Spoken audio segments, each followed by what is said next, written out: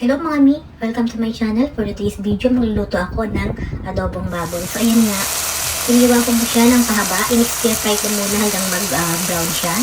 And then nag-add ako ng bawang, ng sibuyas. And then nilagyan ko siya ng salt and pepper. So nag-add din ako dito ng turmeric na powder at ng powder na paprika.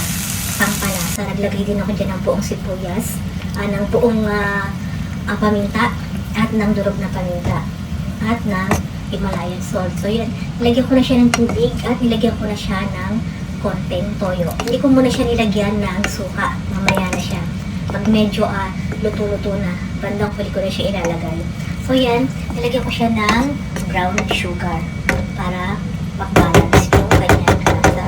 So yan, hayaan lang muna natin siya na maluto ang baboy at saka ko ilalagay ang toge. So yan, ito nga pala ang ginamit ko na suka. Organic siya na apple cider vinegar. Yan ang available sa akin.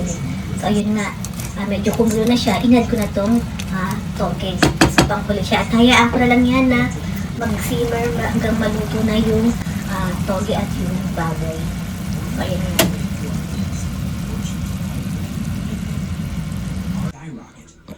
At wala, ito na ang finished product ng aking adobong baboy na may toge. So ito nga pala yung mga ingredients na ginamit ko. Apple cider na vinegar, yung organic siya, Himalayan pink salt.